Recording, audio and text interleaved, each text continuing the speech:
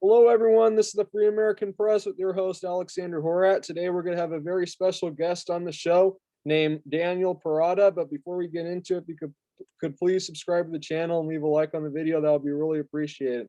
Hello, Daniel. Thank you for being on the show. Hey, Alex, great to be back. Thank you. Yeah.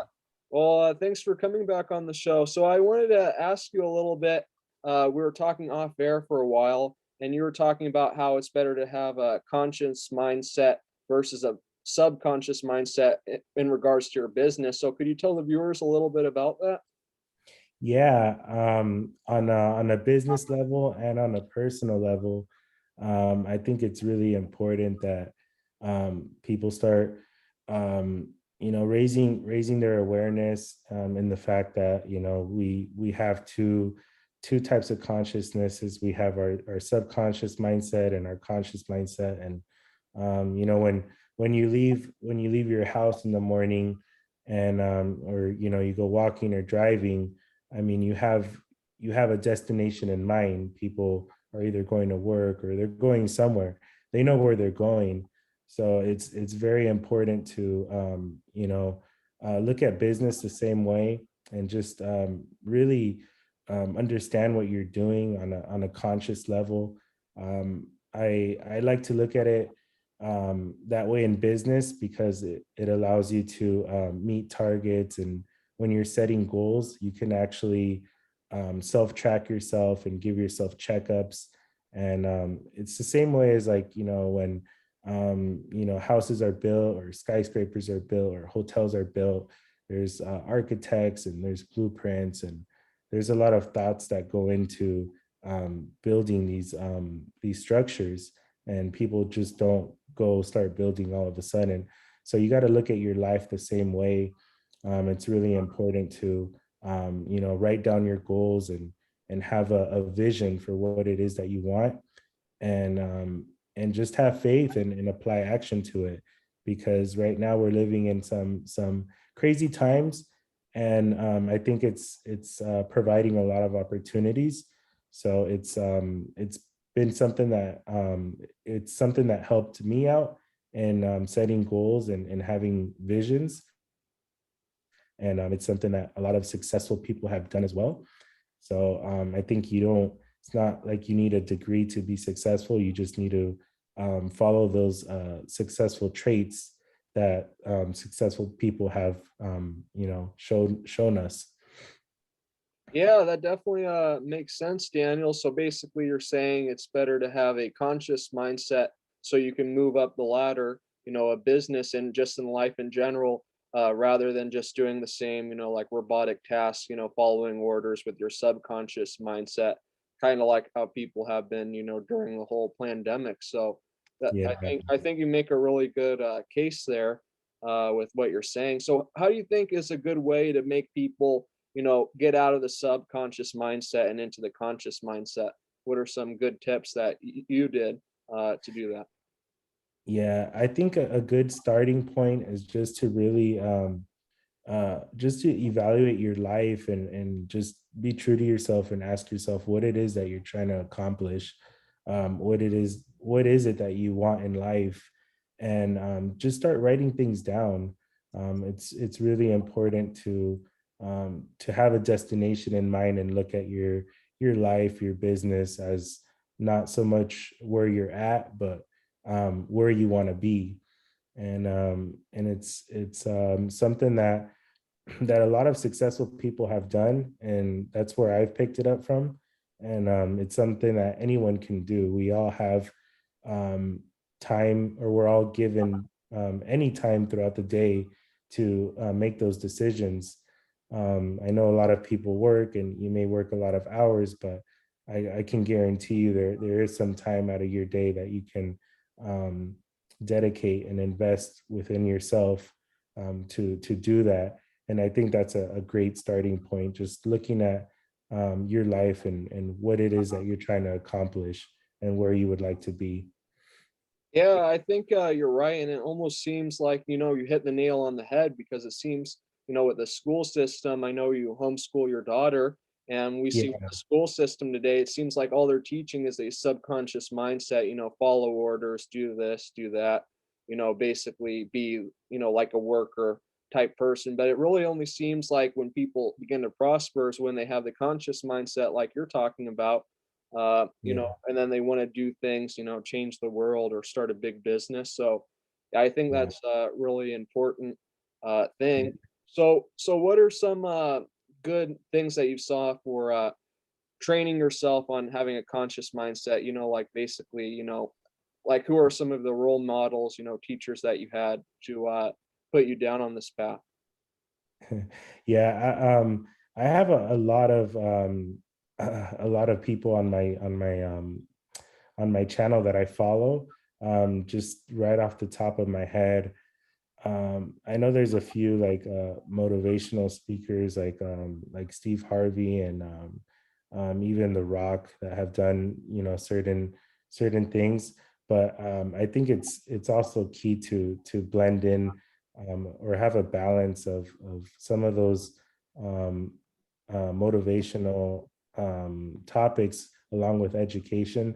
Like going back to that school system, a lot of people don't know that schools they get paid for every student that attends.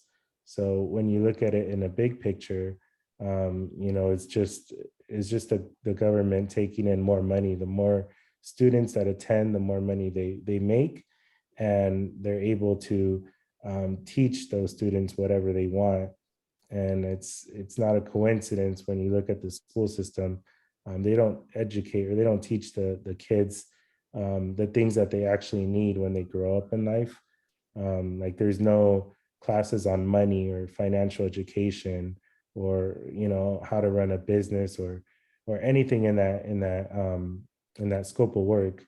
A lot of it is just get a job or get a career, get in debt, get the house, get the kids, get the car, and then get the hell out, once you're ready to kick the can. So it's something that, they created just to benefit in their own system.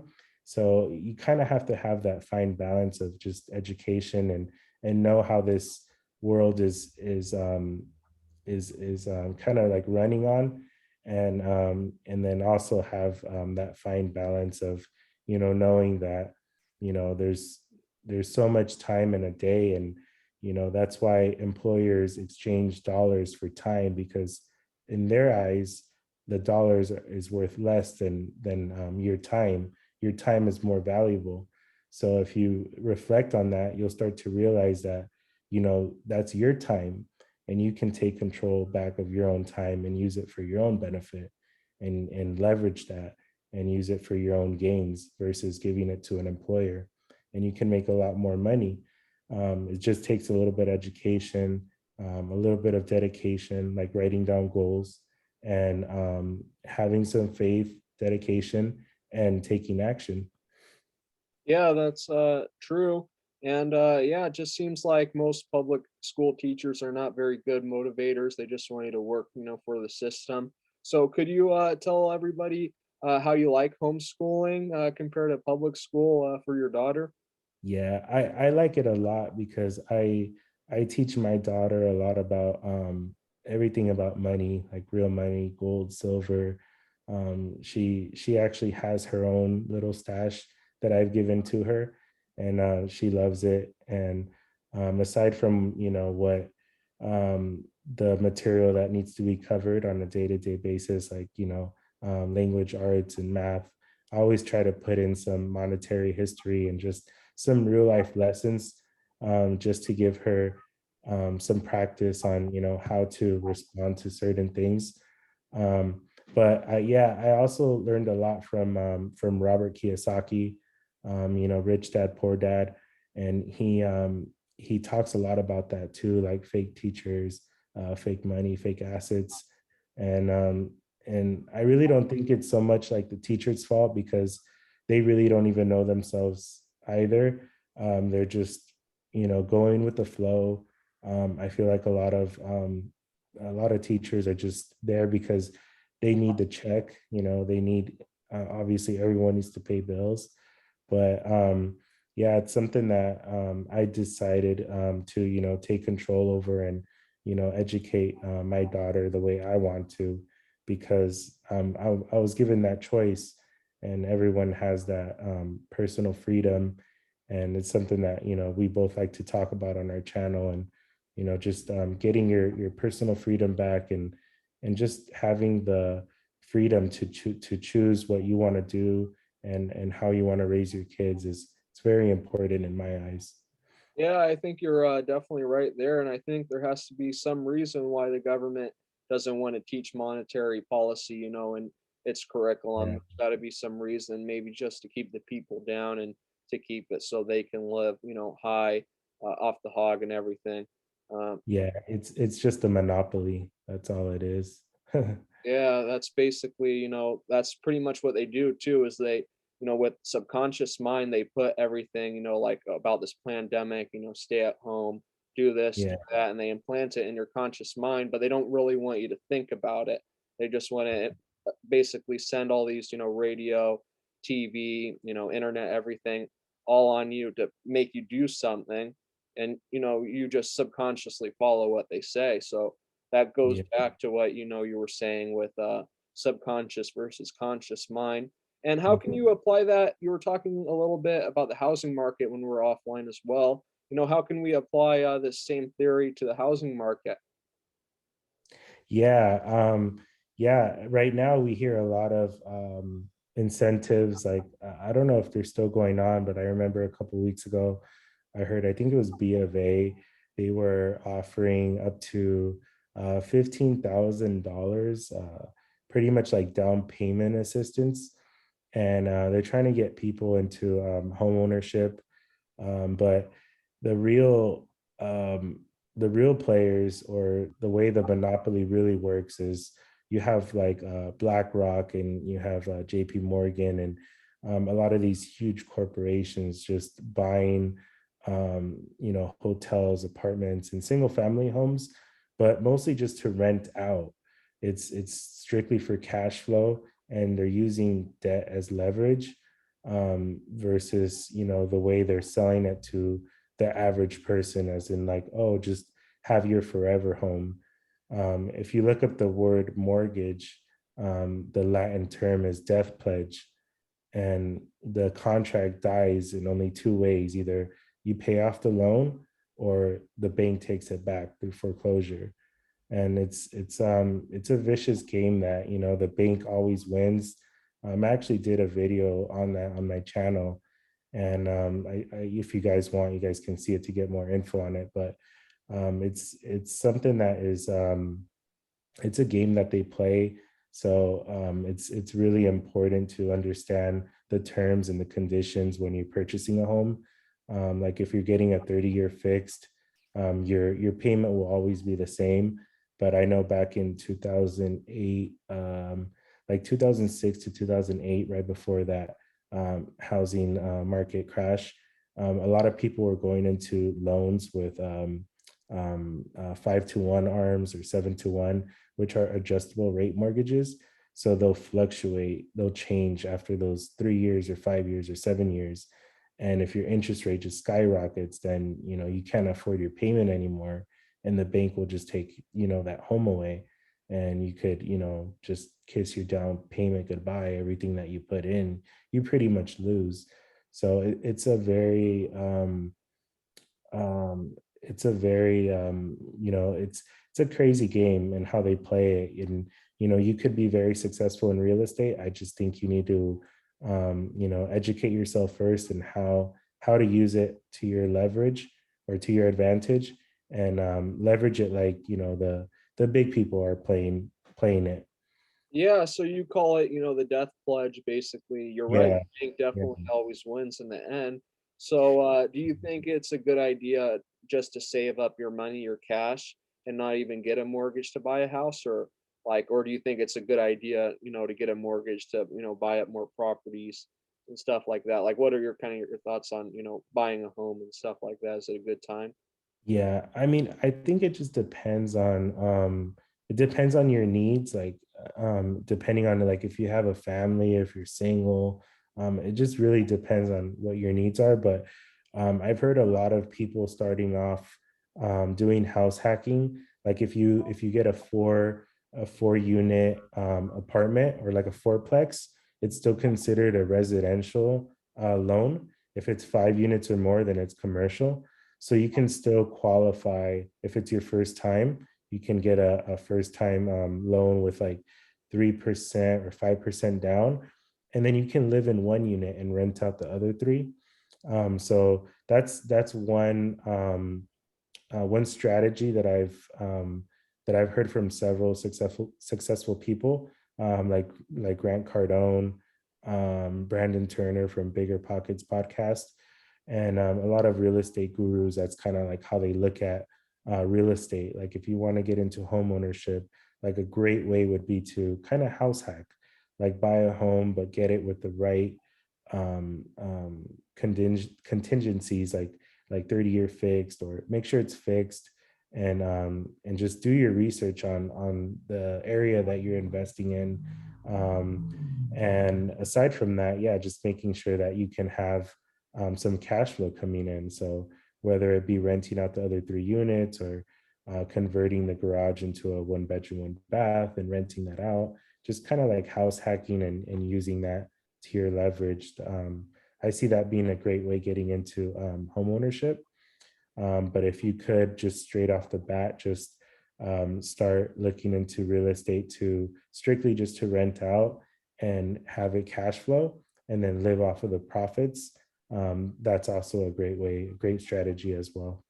Yeah, so do you think the rental market will stay as strong as it has been? It seems like basically, it's really, hard to find a place to rent in a lot of places anyway.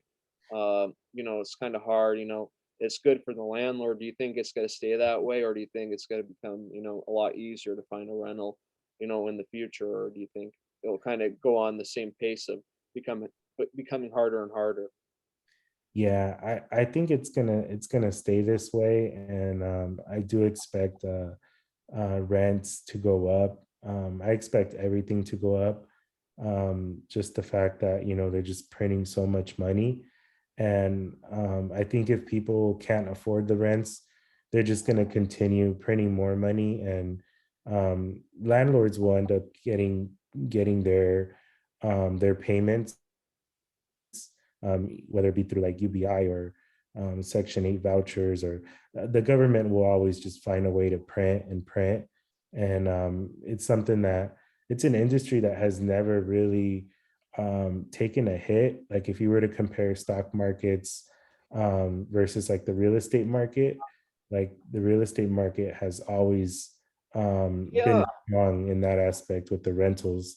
Yeah. Yeah, that seems to be true. And there's a lot of people I've heard, on YouTube saying basically, inflation, you're going to get a mortgage, a 30-year mortgage, say, you're going to buy a $500,000 house, today, Daniel, and you get a Yeah. 30-year mortgage, but then by inflation at 2% a year or even more, that $500,000 mortgage is going to be barely anything, in the Right. future, like 10 years. Do you think that's true? Do you think the banks would be willing to, lose all that money like these people are saying, or they don't really care? Or do you think they have some sort of trick up their sleeves to get more money out of that mortgage somehow? Or what's your thoughts on that? Yeah, I think eventually they may raise rates. It's a topic that has been thrown back and forth, like on a lot of other channels like Kitco, and they go back and forth with that. But it's something that has surprised us all, like just the length of time that they've suppressed rates and kept them so low. And every other country is taking a hit. We see other currencies failing, and it's something that we can see in the near future. I'm not 100% sure that it's going to happen this year or next year, but I think it sooner or later something's got to give, and these rates can't always stay this low.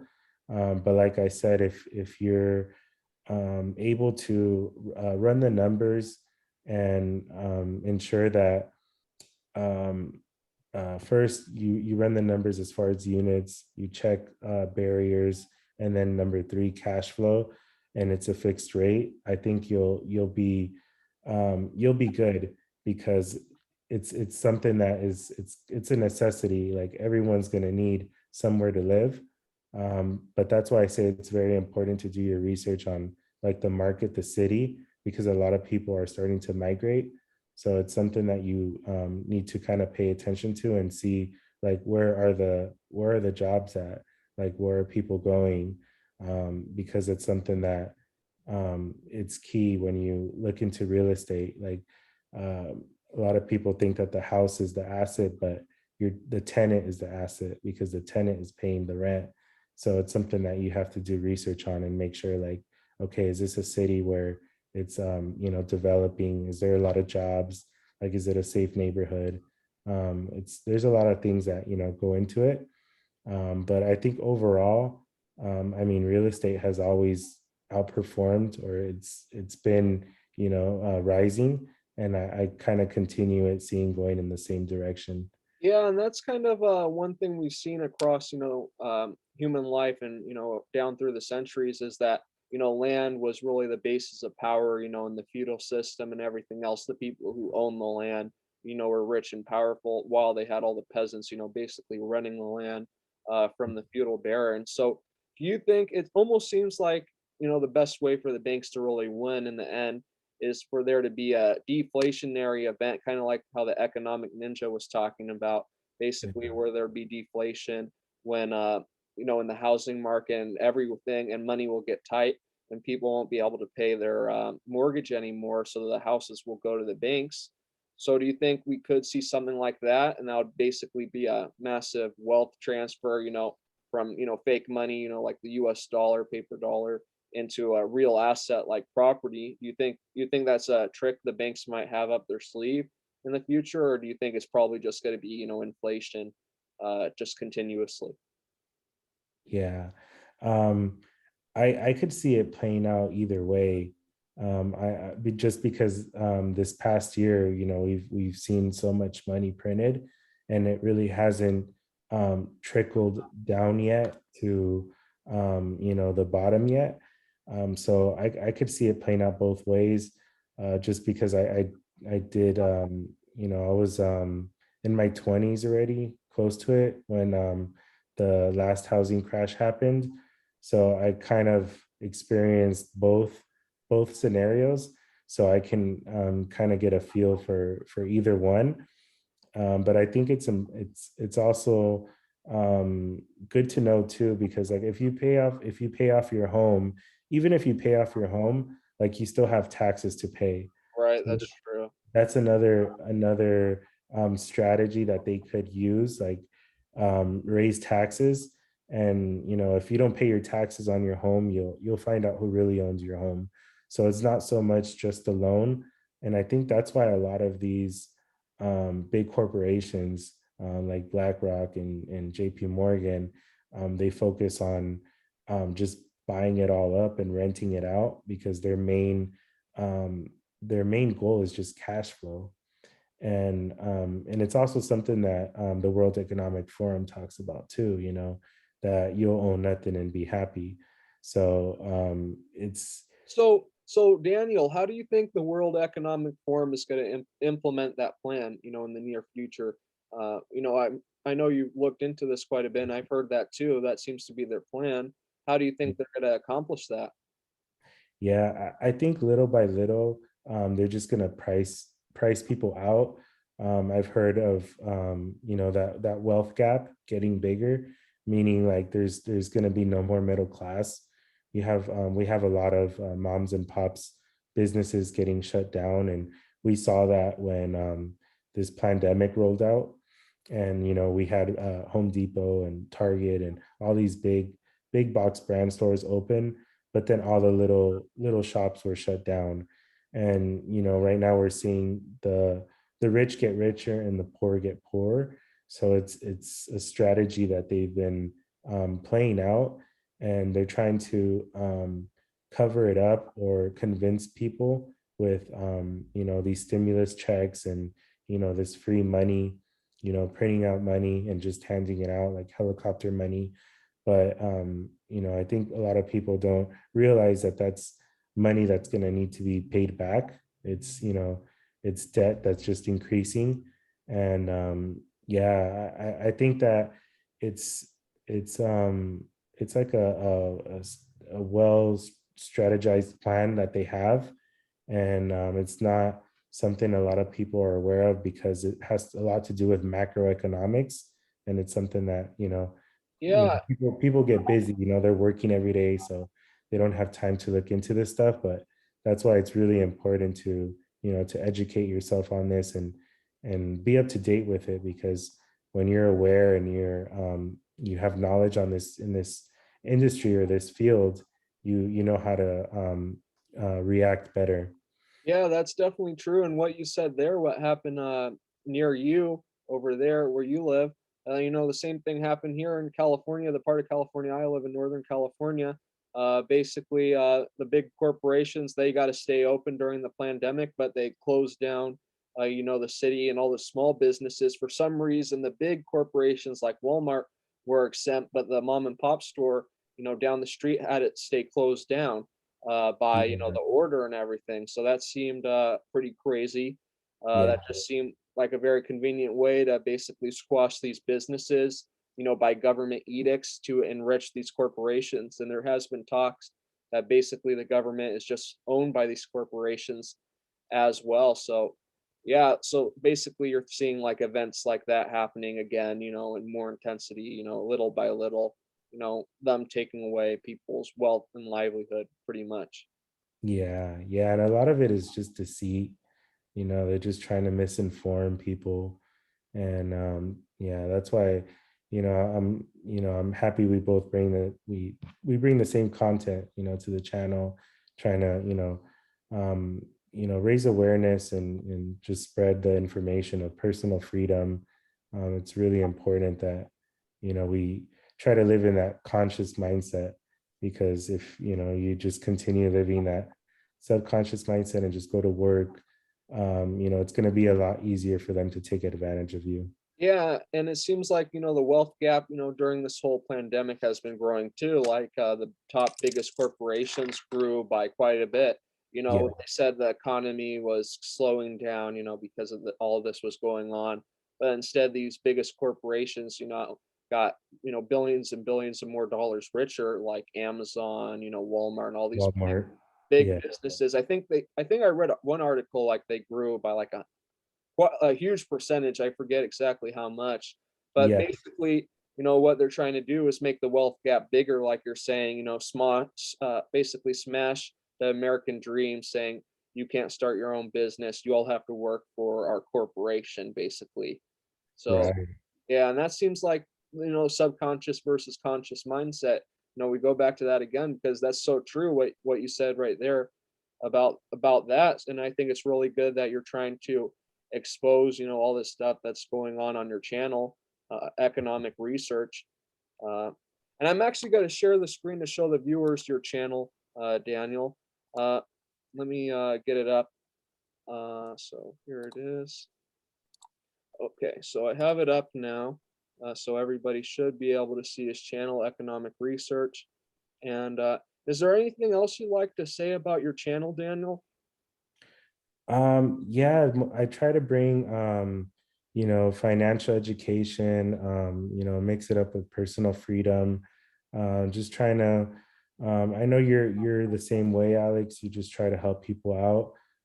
So if there's anyone that has some questions, or wants some help, feel free to reach out. Or if you want to come onto the show, I'm pretty sure Alex is open to it as well. So anyone listening and wants to get more info, feel free to reach out, and we'll be glad to get something going. Yeah, that sounds good, Daniel. Is there anything else you'd like to add to the show? Yeah, that was pretty much it. We covered my channel, and we'll probably leave. I don't know if we left it last time, our Twitter, but we'll leave some of our info down in the description below as well. Yep, we That way, will. if you want to reach out, maybe ask some questions through Twitter or whatever, we'll leave all that info down in the description below. Yeah, well, that sounds good, Daniel. And I just thank you for being on the show again. And, saying that one statement you said, I think pretty much sums the whole video up. And I'd just like to say thank you to all the viewers who are watching this video. And everyone, have a good day and God bless. Thank you, Alex. God bless.